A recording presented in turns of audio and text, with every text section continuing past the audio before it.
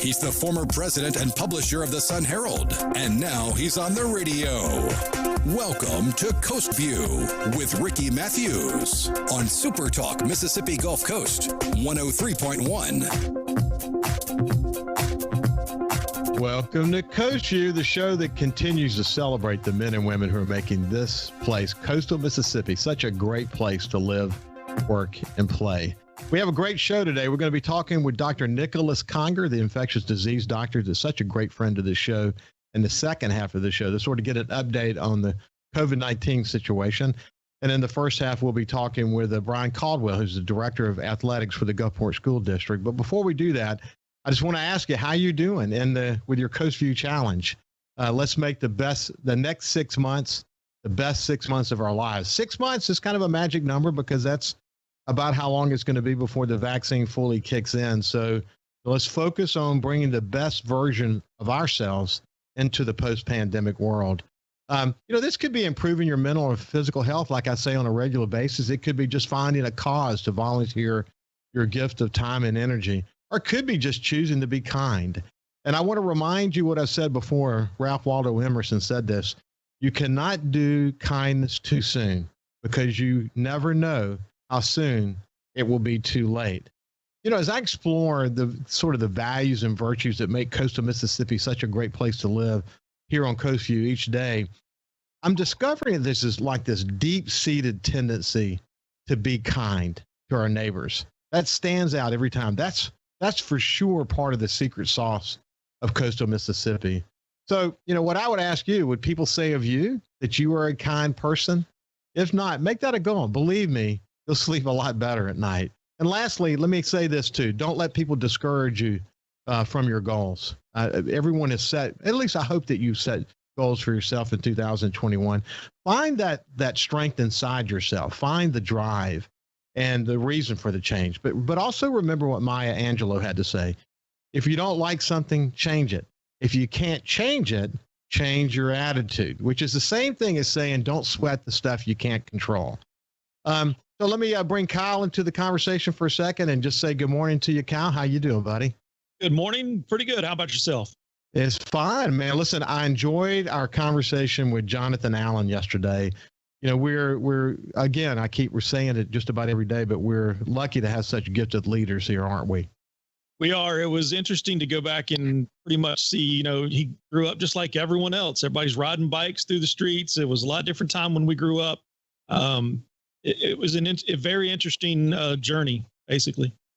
Yeah, look, when he was talking about riding bikes in Bayview, man, that defined my life. I mean, I did, we could have gone down a whole nother road talking about that. But, one of the things that Ashley Edwards said, the president of the Gulf Coast Business Council, is that we're really gifted here in coastal Mississippi to have a lot of the next generation leaders. And they're paying homage to the leaders and their parents, their fathers and grandparents that came before them, but they're blazing new trails. I think about Roy Anderson and what he did with his company, and William Yates III from Yates Construction, who I hope to have on the show pretty soon. Jonathan Allen's another example, but there are so many other examples.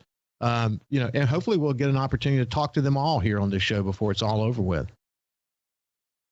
Yeah, there's still going to say some unexplored avenues that we could take. And there's definitely some people that's grown up with the same time that you did, that's done so much on the coast. I think there's still a lot to get to here in 21. I think there is. And, someone said when I first started doing the show, once you get through the list of leaders, where do you go from there? And here we are, nearly 500 conversations into this show and so many new names still appearing. It's just terrific. Hey, why don't we do this? I want to have a little side conversation before we get into our discussion with Bryan. So let me bring Bryan Caldwell into the conversation. He's the director of athletics for the Gulfport School System. And Bryan, one of the things, and can you do a three-way on us if you can, Kyle, looking at the view for our Facebook audience. Kyle does the music in the Superdomes during the Saints games. And how do you select that music, Kyle?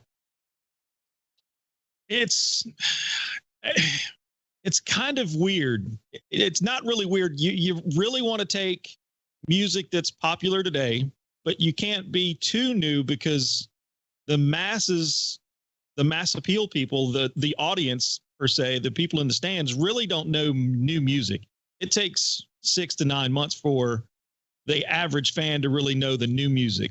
So it's kind of a mix between player requests, plus what's hot on the radio at the moment, and what's been really hot in the past year on the radio.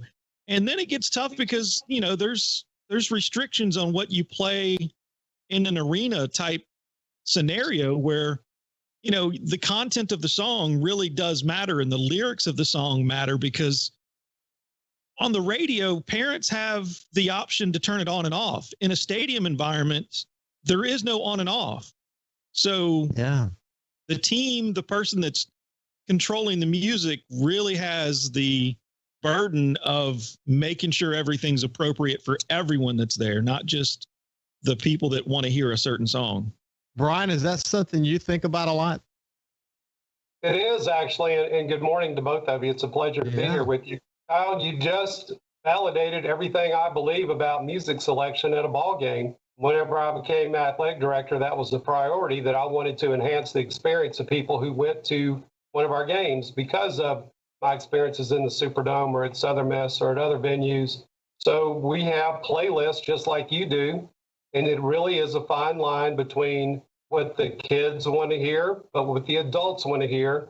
And then most importantly, what's appropriate and what's inappropriate. And profanity is a no-no. And the clean version is not always sufficient. So thank you for validating everything that I've been thinking about. Yeah, that's one thing. The clean doesn't mean clean. Just fill in the blanks. But Cal used to work with Kenny Vest, and to some extent still does. The story of WCPR is an amazing story of song selection, which is what made that so unique. But you're using a lot of those skills today, aren't you, Cal, in your work at the Superdome?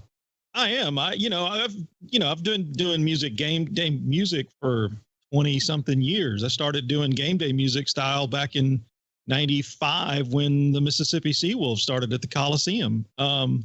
So I've always taken my radio experience and brought it into this environment with me. And then, fast forward the Saints deal, you have a lot of different people with input, and you take every bit of it in and pick the best and what's going to fit for the environment. And then you have games where other teams that are visiting say, man, that was probably the best game day music I've ever heard. Can I get a copy of your list? And so we're sending our list out to other teams, and then our team goes on the road and here's something there that they really like. So we get their list. So, I've been doing it for 5 years, and my list right now is a hodgepodge of between what we've done here mixed in with some elements from a few other teams from around the league. And then for the most part, it's kind of funny because I never really noticed it until this year. I'm starting to hear a lot of elements that we play in New Orleans at other arenas. Yeah, that's so interesting. Evolved, but Yeah, I think it's cool too the way the players have input. So we probably should do a whole show on that at some point, because it's just, to me, I'm fascinated by it. And there is this really symbiotic relationship between how a player feels going into the game and during the game and the music that's being played. Pretty awesome. Our players are really involved, and we have one person that, they filtered all through one person. And so it's not, 35 different players bombarding one person. They filter it through somebody, and then it comes to me through somebody else. And, it's a good line process, and it works out. And you got to be adaptable. I went to the game Sunday, and we had 3 new songs for pregame warmup that hardly ever get something like that game day, but it does. And we're able to flip it and make it happen. That's so cool. So let's move over to Bryan now. Bryan, I told you before the show, I've always followed your career. I knew of you long before your sort of dream season at Gulfport High, when you went. I think you only lost 1 game that year. You ranked number 1 in the state in basketball. And I'm sure you would look back at that season as a dream season as well. But if you look at your career, You were named Coach of the Year by the Sun Herald, the Clarion Ledger, by the Coaches Association, and then Athletic Director of the Year. You were a principal at View Middle School. Man, you have really dedicated your life to the public school system. You've been a history teacher, and now you're director of athletics. I want to talk about for a little bit, what it's like to be an athletic director today in the pandemic moment. But I also want to talk about how coaching and this whole notion of connecting with young people and succeeding in that connection, how that's really influenced what you do today. So anyway, I appreciate you joining me today. My pleasure. Yeah. So let's do this. When we come back after the break, we're coming to the end of the segment. We're going to get into that. We'll start with your long history as a coach, and then ultimately how that has influenced you in the role that you have today. And then we'll talk about some of the challenges of the pandemic. This is going to be Bryan Caldwell when we come back from the break. We'll see you shortly.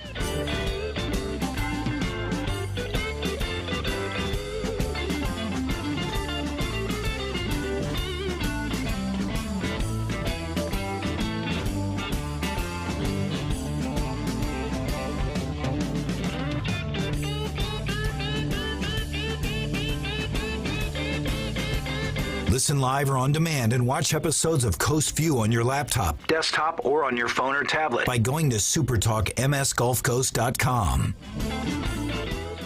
106.3 Casino Radio is here. Tune to 106.3 to discover all of our must-see attractions and everything that's happening at our 12 incredible casino resorts. Where to eat, where to stay, what to do, and where to play. 106.3 Casino Radio has you covered with everything you need to know to help make your visit here to the coast one you'll never forget. Turn on 106.3 Casino Radio or listen now on our website, CasinoRadio1063.com. Feeling down? Here's your prescription for a daily dose of good news and positive vibes. Good Things with Rebecca Turner. Every afternoon, Rebecca highlights all the good things happening right here in the state you call home. Daily exposure to Good Things with Rebecca Turner may cause smiling, feelings of positivity, happiness, and even laughter. When you experience these symptoms, tell your friends to listen. Okay. Weekdays starting at 2 p.m. here on SuperTalk Mississippi and now on Amazon Alexa devices. Hey, I'm Steve Azar, and you never know who or what you'll hear when I spend a Mississippi Minute with my friends.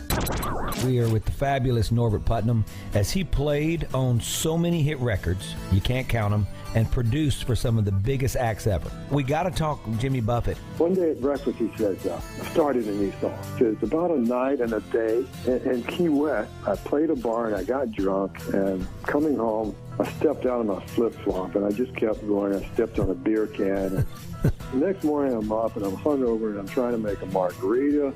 I got some shrimp boiling. I can't find the salt. I said, Jimmy, I kind of like this. And he said, yeah, I think I'll call it Margaritaville.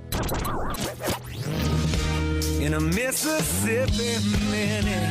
Be sure to check out In a Mississippi Minute with me, Steve Azar, right here on your local SuperTalk Mississippi station and now on iTunes, Google Play, and Stitcher.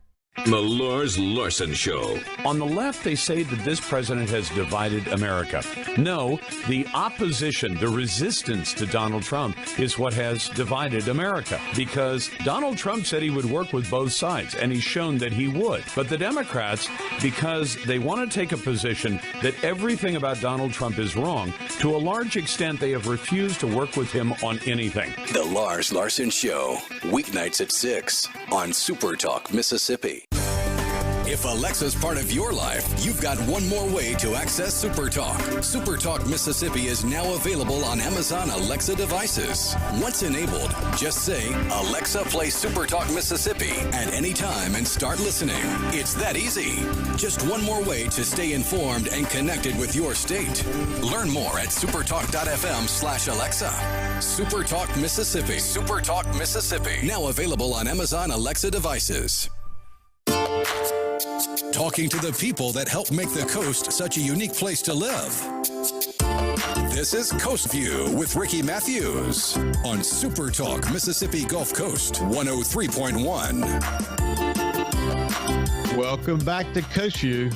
We have Bryan Caldwell with us. He's the Director of Athletics for the Gulfport School District. And You don't think about stuff like this, Bryan. The whole note of selecting music and how that's important. That was a fun and interesting conversation. So let's shift gears a bit, and I want to hear about how you decided you wanted to to get into coaching. You grew up in Gulfport. Did your early life influence you? What's your story there? Well, I'm the son of a coach. My father actually coached at Gulfport High in the late 50s, early 60s. He was Lindy Callahan's line coach. And I think a part of it really might be based on heredity. And I think it's just in your blood. But the moment that it really hit home for me that this is what I wanted to do was at Bayview Junior High. And my basketball coach was Robert Langlois. And he also was my history teacher, taught world history. And I just remember one day thinking, I want to be him. This is what I want to do. And he was such a great influence on me early on. And then I had a great history teacher at Gulfport East named Alzada Roberts. And just between their influences on me, that's sort of what led me down the path that I'm on now. And I remind our young coaches and teachers all the time, do not underestimate the impact you have on our kids, because you may be the person that influences the next generation of educators. I remember Coach Langlois so well. My goodness. And you ended up becoming a coach and a history teacher as well. Exactly. What an influence. Yeah. So about a year ago, I ran into a friend from high school, and I graduated 40 years ago from Gulfport High, the first class of the Admirals. And we were catching up and wanted to know what I'd been doing professionally over the years. And I just started going down the list. And they said, my gosh, that is like a dream that you were able to do everything you've done. And it really has been. I've been incredibly blessed. I wouldn't do anything differently. And it's just been a true blessing to stayed in my hometown and been able to do something that I love. I literally have not worked a day in my life. Well, look, you've had the opportunity to coach at several different places, but when you look back on your career, does the 2002 season when you only lost one game and became ranked the number one team in the state, does that stand out as your pinnacle moment, or are there something else that stands out? Well, it does. It was just a dream season. We're 37-1. We won 34 games in a row at one point. I had a great group of kids. We had no expectations coming into that season. We had not even made the playoffs the previous year, and just had a really good group of kids who believed in what we were doing, and we just got better and better and better as the year went along. Strangely, though, that year, Ricky, our first 14 games of the season were on the road. We were playing the last year at B. Frank Brown Gym, and the new Burt Jenkins Gymnasium was being constructed on campus. And I really wanted to play ball games in the new gym. So we scheduled on the road heavy early, thinking we could play on the back end a lot of our home games at the Burt. And turned out that in the same week, we played the last game at B. Frank Brown against Biloxi. Who else? And then a few days later, played the first game at Burt Jenkins. So we actually changed home courts in the middle of the season. Wow. I mean, it's so interesting to see the story behind the story. But, it'd be interesting to hear how you heard me talking about bring the best version of yourself into the post-pandemic world, to take the next 6 months to be the best 6 months of your life. You had to really focus on goal setting along the life. I mean, your whole life's been defined around goal setting and building a team, bringing a team together. That has influenced you in every aspect of your life, hasn't it? It does. When you sign up for the life of a coach, we keep score every day you go to work practically. And, not only does your team have a record, but you as a coach has a record. And I was very goal driven, and just every year is a new year, trying to be, as you said earlier in the show, the best version of yourself or the best version of your team. And it's an awesome responsibility to try to impart that to kids. I bet it is.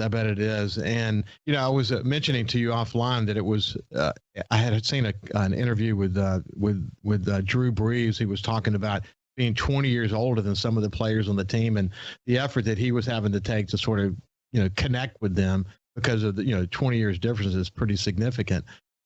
You have to think about that as well in your current role, don't you? I do. My coaches are a lot younger than I am. I'm the old head around here. And, they are wired a little differently than our generation is. And you have to know how to connect on a different level with them.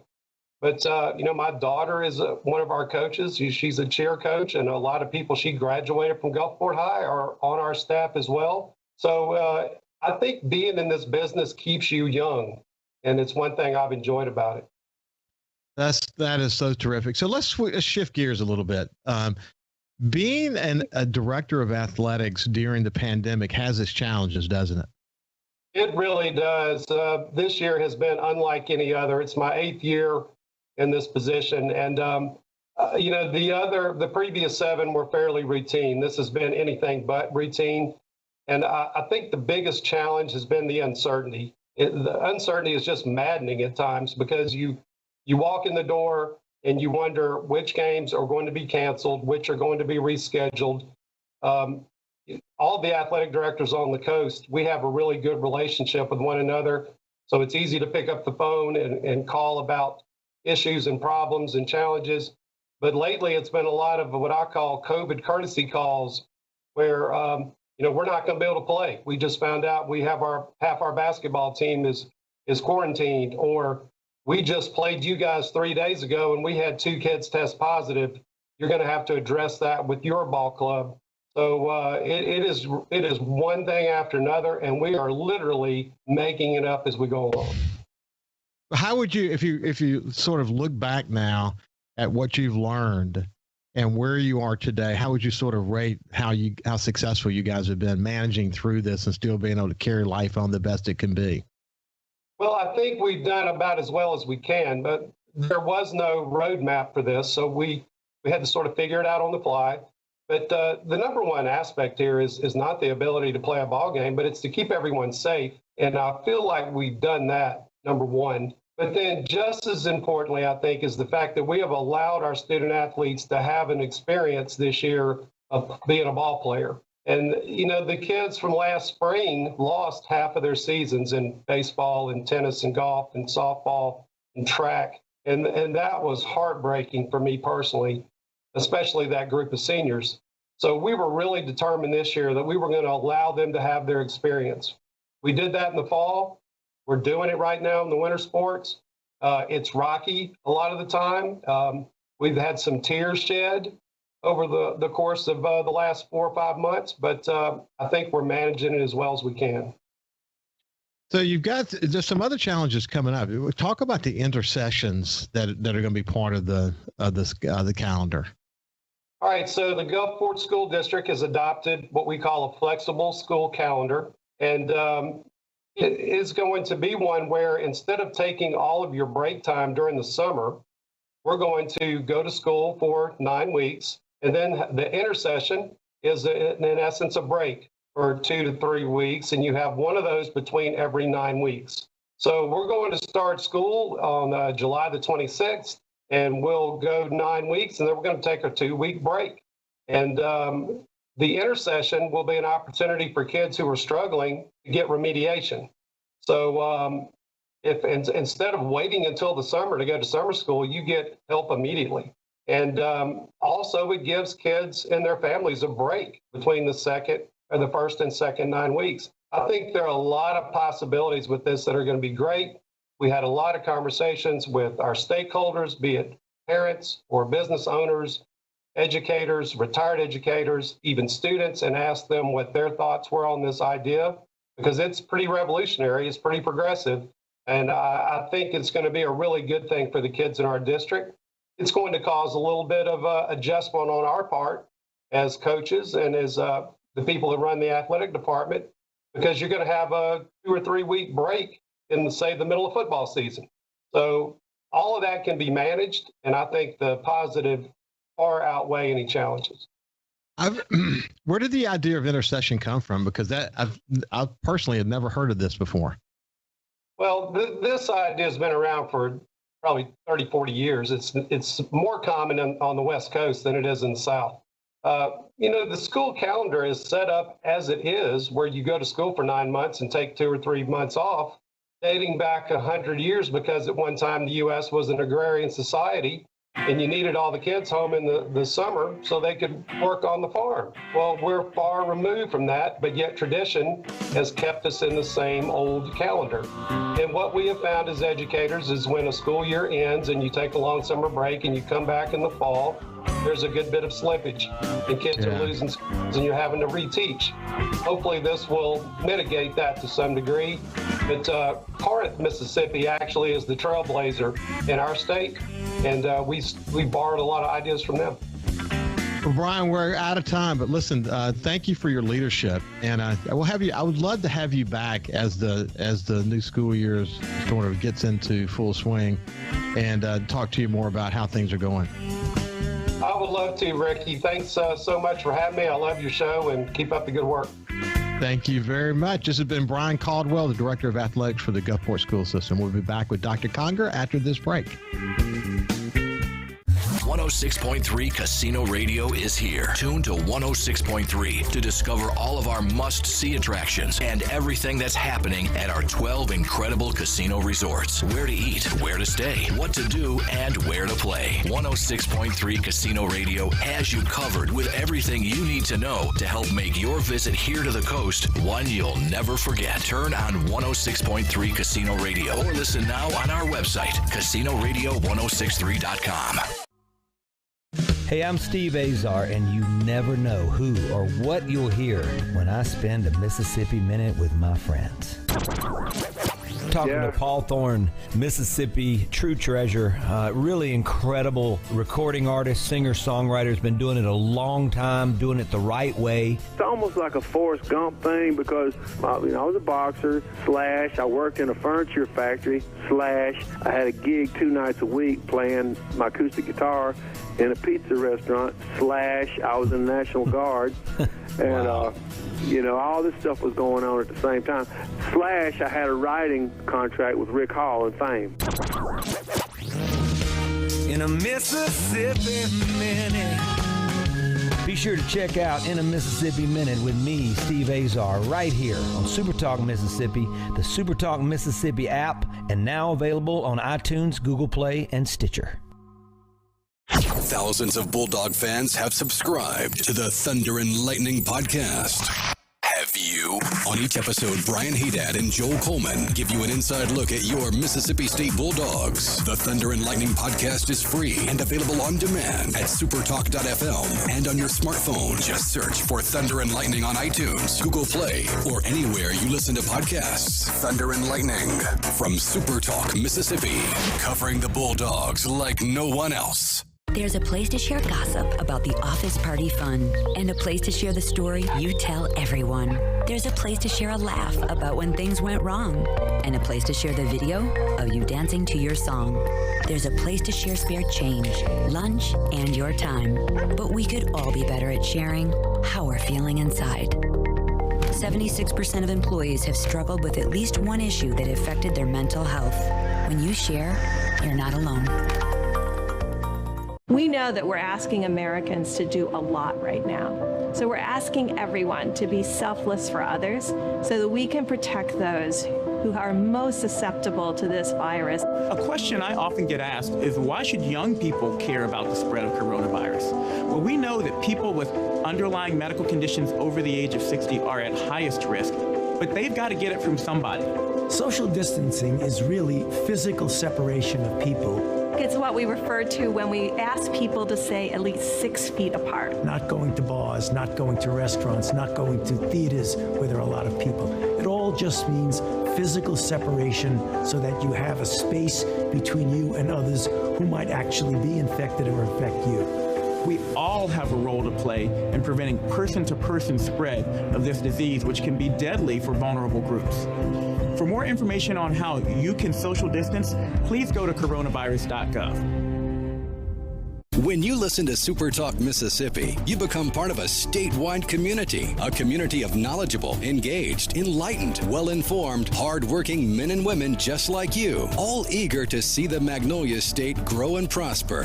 There may be some disagreement on how to get there, but the goal remains the same, for each Mississippian to reach their American dream.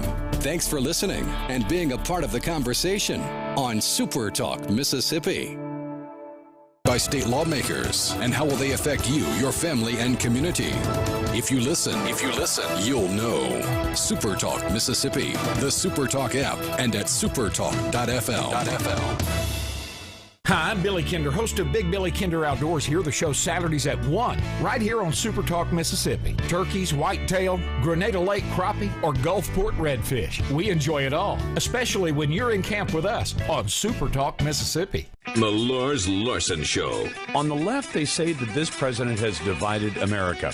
No, the opposition, the resistance to Donald Trump is what has divided America. Because Donald Trump said he would work with both sides, and he's shown that he would. But the Democrats, because they want to take a position that everything about Donald Trump is wrong, to a large extent, they have refused to work with him on anything. The Lars Larson Show, weeknights at 6 on SuperTalk Mississippi. If Alexa's part of your life, you've got one more way to access SuperTalk. SuperTalk Mississippi is now available on Amazon Alexa devices. Once enabled, just say, Alexa, play SuperTalk Mississippi at any time and start listening. It's that easy. Just one more way to stay informed and connected with your state. Learn more at supertalk.fm/Alexa. SuperTalk Mississippi. SuperTalk Mississippi. Now available on Amazon Alexa devices. He's the former president and publisher of the Sun Herald, and now he's on the radio. Welcome to Coast Vue with Ricky Mathews on SuperTalk Mississippi Gulf Coast 103.1. Welcome back to Coast Vue. That was a terrific conversation with Bryan Caldwell, the director of athletics for the Gulfport School District. We're really lucky to have people like Bryan who has really committed themselves to education for their whole career. And it is interesting hearing how he has used his coaching career to become a better athletic director. And, he's been rewarded for, or should say awarded for his amazing leadership over so many years. Just a great conversation. So now let's shift gears and move over to my friend, Dr. Nicholas Conger. He's an infectious disease internist at Memorial. And it's been a little while since we checked in. But how you doing, Nick?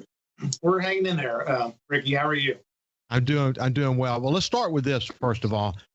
We'll get into the latest on the numbers, what your experience there at Memorial, what you're hearing around the world. Talk about the vaccine. There's a lot to talk about in a short period of time. But one of the things that you have helped me focus on is the incredible work that the healthcare profession is doing. Heroes all around you every day.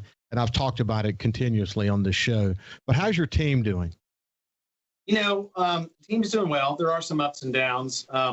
We've had quite a few deaths the last week or so in the intensive care unit, and that always hits their morale.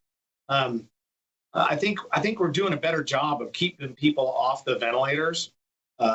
Consequently, the ones that do go on the ventilators, I think our mortality rate is much higher, and that we're doing a good job of keeping the people off the ventilators that might have been able to come off of them, in other words. So once they're on the ventilator, it seems like the death rate is pretty high, and that really hits the morale pretty hard in the ICU.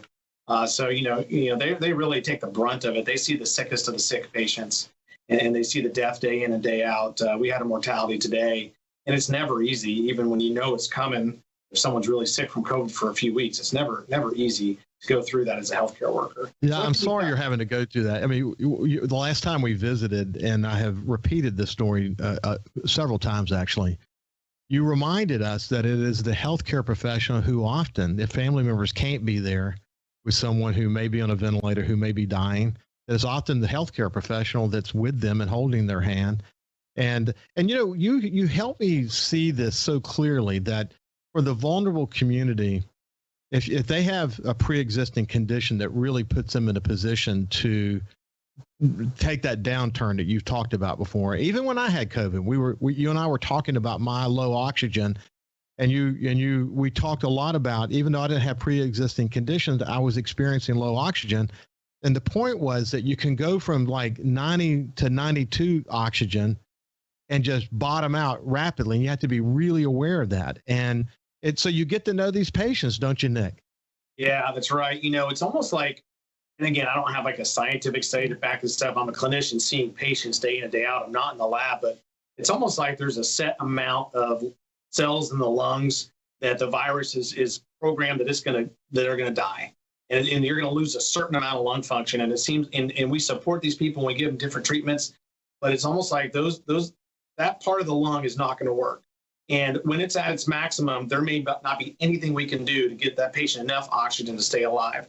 And so it is sad. So it does seem like some people are on a trajectory that we just cannot stop. So we do see them when they're admitted and they say, oh, I feel pretty good. And then we see them the next couple of days later and they say, oh, I feel good, but I just can't catch my breath. I just can't catch my breath. And we're talking to them, just watching their oxygen needs go up and up and up. And so sometimes those patients do end up on the ventilator and do end up passing away. And it's tough because you see them in the beginning when they come in. But then for every one patient like that, there's 7, 8, 9 that will turn the corner and get better. And so it's hard to predict which ones are going to do it. But it can be tough. I'm so sorry you guys have had to deal with that. But the reality is, if it weren't for you, I don't know where this community would be. The healthcare professionals are really the heroes around us. Right. You've already just an answer. And I got to jump in and make the point that, you mentioned me, but I want to deflect it more towards the nurses that they're spending all day with these patients, multiple days in a row, sometimes weeks in a row. I mean, they are there at their side nonstop. And so they really take the emotional brunt of it. Doctors, we come in and out of the room once a day. It still takes a toll on us, but the nurses really, they spend a lot of time with these patients. Yeah, you said, and people, as you pointed out, and Lee Bond, the administrator from Singing River Health Systems, and I talked about this, but you think about the hospitalists and the pulmonologist and, the physical therapist and, the custodians. And the custodians have been really one of the silent heroes in all of this, keeping the place free of COVID the best they can. It takes a team to pull this off, and you guys, you're around them every single day, and it's sort of out of sight, out of mind for the average person. But for anyone who's had to be in that position or has a family member who's had to be in that position, they see it. They see it so clearly. So we had a bit of a Thanksgiving bump, and then what I think you're seeing now is a Christmas bump. Yeah, and maybe a New Year's bump. I thought we peaked at New Year's Eve. New Year's Eve, we had almost a record number of admissions. So right around New Year's was a really big peak time. And then it seemed to lull for a few days, but then it ramped back up. So maybe now we're seeing a post New Year's Eve rise. And so really, it's been a steady rise really since the beginning of November. And I'm not quite sure if we've peaked. We had what we called a COVID floor and a COVID ICU. We've expanded our COVID ICU. And now we actually have been flexed up to 3 COVID floors at once. It's almost 3 times the bed capacity for COVID patients. Wow, that's incredible. As of, I guess this is yesterday, 240,000 cases in the state of Mississippi, over 5,000 deaths. And if you look at the trend lines, you'll have a high day and a low day and a high day. You can't look at it in any given day. You just have to look at the trend lines. The trend lines are not going in a good direction. It's an alarming situation. And I don't know. It will even in the people that I know, it will be in sort of a lull for a while, and then suddenly you'll start hearing her grandfather's got it, her father's got it, and somebody brought it in. A friend of mine, a receptionist, brought it into work, didn't tell anyone that she had symptoms, and then the next day she tested positive. And I mean, you can only imagine the ripple effect that had inside this company. And in fact, I sent him a note just before we started here to see if it had spread since the last time I talked to him, but I haven't heard back from him. But you're hearing that story over and over and over again, aren't you? Right. Yeah. I hear, patients in the hospital today. I have not left my house for 7 months, but I had my family over for New Year's, and one of my grandchildren showed up and they didn't know they had it. I mean, that's a story. It's a person, it's an exposed family member spreading within families or coworkers spreading at work. I mean, that's the majority of it. And I know you can't catch it at the store. I know you can't catch it running errands and doing different things, but but primarily the spread is in the workplace and at home.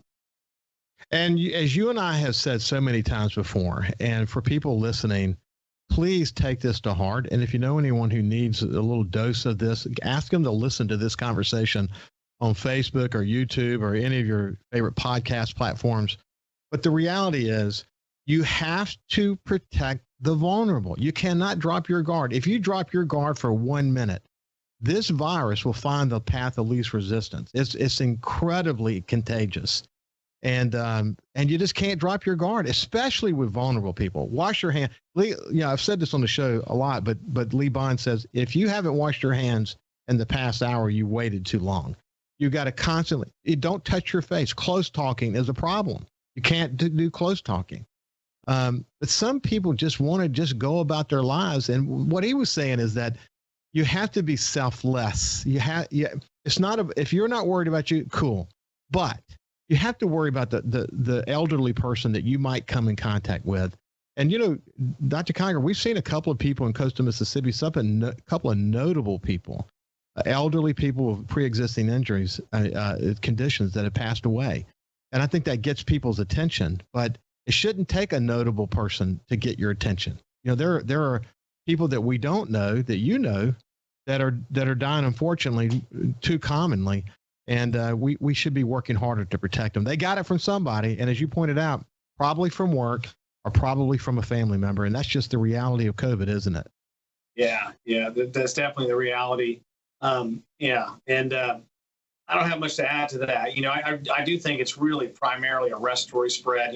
What the hand washing and all that's important. But man, like you say, the close talking, the getting close to other people, and we've emphasized the elderly. In fact, that might be a good segue into talk about the vaccine, because I do like the vaccine rollout so far, but I kind of wish it was all risk based. I mean, we should be doing it based on age and risk factors, in my opinion. We shouldn't be singling out certain professions. It should be age and risk factors, and those people with that age group and within those risk factors are going to catch people in all different professions. But I really wish we were rolling the vaccine out primarily by age and risk factors, because those are the people that are dying.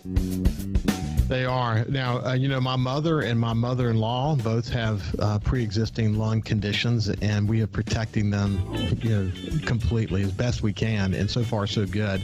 And both of them were able to get shots last week.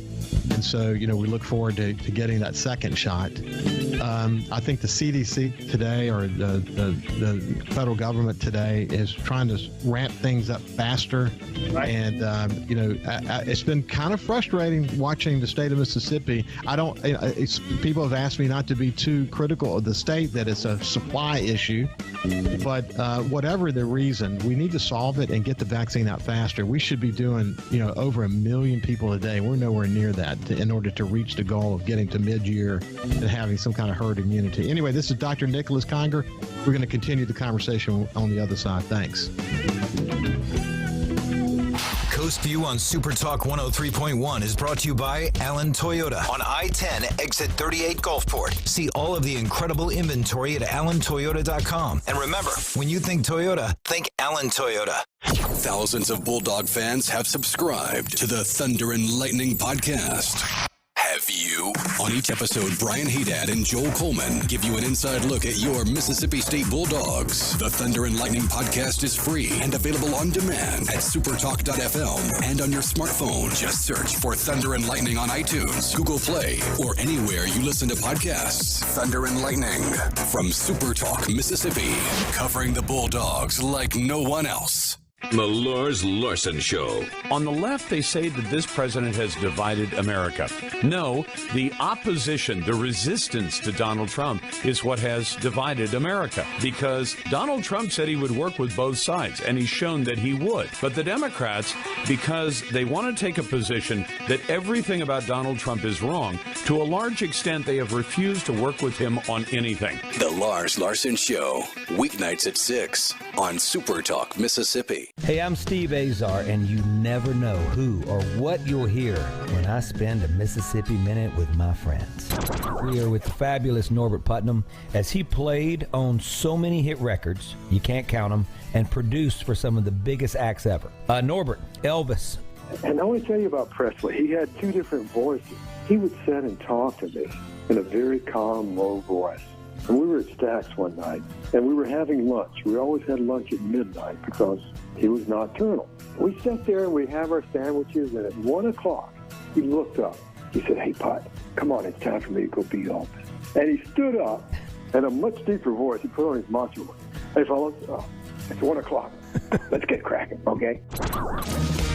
In a Mississippi Minute. Be sure to check out In a Mississippi Minute with me, Steve Azar, right here on SuperTalk Mississippi, Amazon Alexa, and now on iTunes, Google Play, and Stitcher. Hey, want to come work for the #1 radio group on the coast? TeleSouth Media has a great opportunity for an outside sales consultant. Get paid while having fun and work in the exciting, fast-paced world of radio. We have award-winning stations like 97.9 CPR Rocks, 105.9 The Monkey, G96.7, SuperTalk 103.1, and 103.5 The Possum. Take the first step towards a new and rewarding career. Submit your resume to Jesse at telesouth.com. That's JESSE at telesouth.com. TeleSouth Media is an equal employment opportunity employer.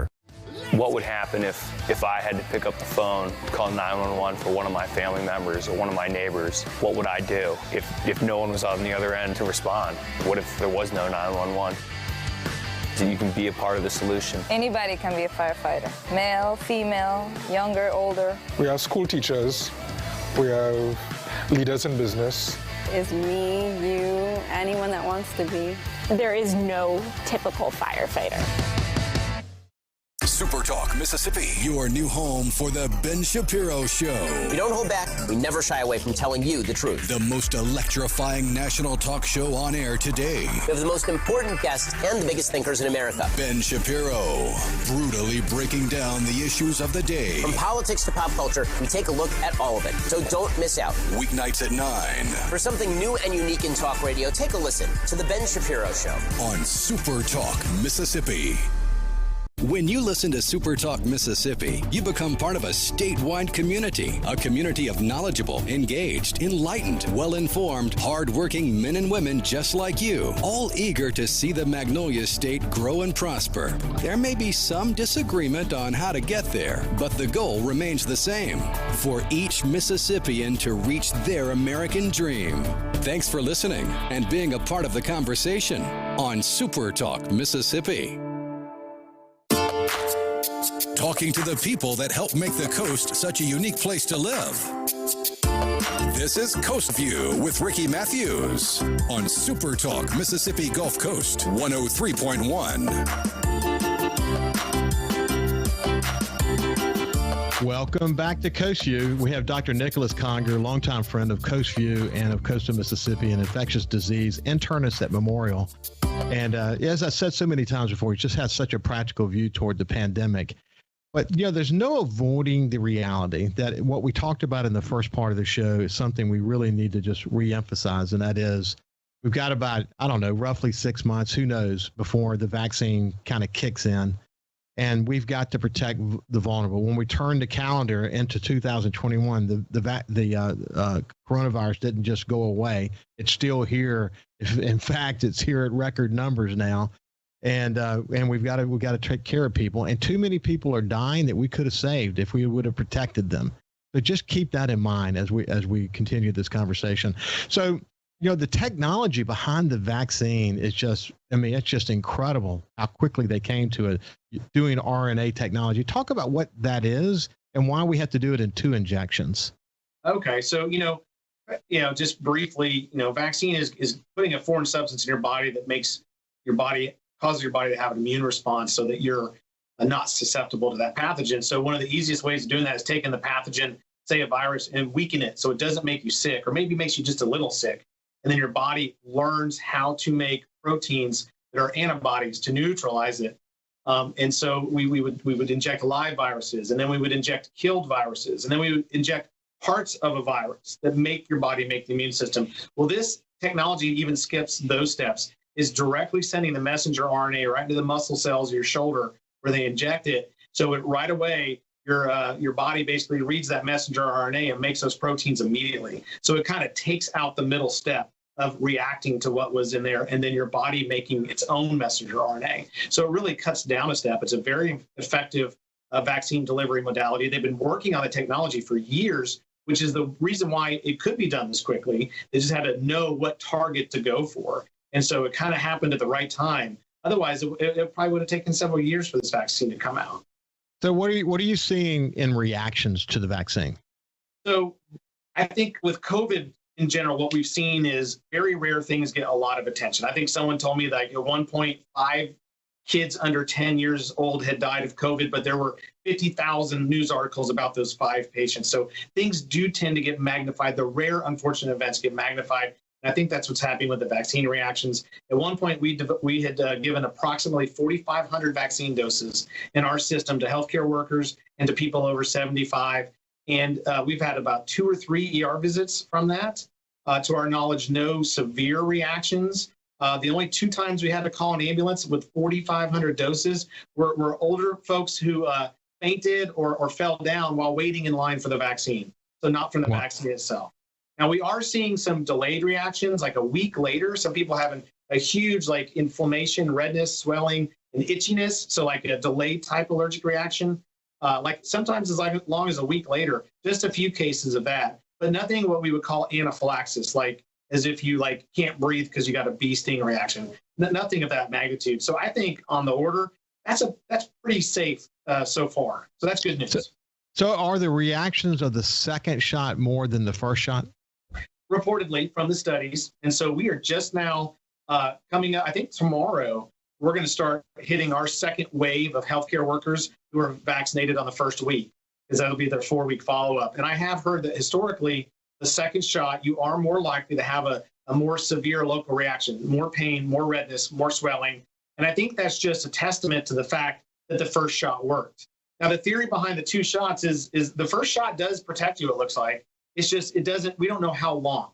Second shots, the reason why some vaccines have multiple doses is because the second and subsequent shots are meant to give you that lasting immunity, that memory response. And so that's why the second shot is important, even though we might have a little bit more pain, local reactions, et cetera. It's definitely worth it so that the immunity lasts for months and months, so that we can all catch up together. Well, that's interesting, though. I remember reading this, but I had forgotten the reality of why the 2 shots. So in order for the first shot to be effective immediately, it doesn't require the second shot, but the reason you're getting the second shot is to extend the length of time the vaccine can be effective. Right. So for all older people who get the shot, they should still be careful and still, treat themselves as vulnerable people in a pandemic situation, but they're more safe even after the first shot than they were before they got it. That's right. And so if you look at Moderna, it's easy to look at that vaccine because it was a 4-week interval. And in general, it takes your body about 2 weeks to have your maximal response. So 2 weeks after that Moderna vaccine, you should have a maximal response. And so those 2 weeks in between that first and second shot, they saw the same amount of reduction of coronavirus cases that they did after the second shot. It's just the second shot is intended to make it last longer. Yeah. And it is important to point out, it's a 95% reduction in catching coronavirus, but it's not 0. So there is still a small chance you can catch coronavirus. But even if you do, the patients who did, they had much milder courses. Wow, that's really good to know. But it's so bottom line is the vaccine is generally safe, probably safer than technologies used in the past to create vaccines. And your message to people today is, don't drop your guard until we get the vaccine fully rolled out, because we don't need. Certainly we're going to protect people, but then the healthcare professionals are getting overwhelmed, and we've just got to manage this better. That's right. Now, I always have a little bit of an escape route, a little bit of a caveat that, we can be surprised, and we just have short-term data. There could always potentially be something long-term that comes up. But from what we've seen so far, it seems to be very safe, very effective. Well, thank you very much, Dr. Nicholas Conger, infectious disease doctor for Memorial and a good friend to Coast Vue. We appreciate you, man. We'll have you back in a few weeks. All right. That was great. Okay, buddy. Take care. Broadcasting safe and sound from the coastal Mississippi studios, this is Coast Vue with Ricky Mathews on SuperTalk 103.1.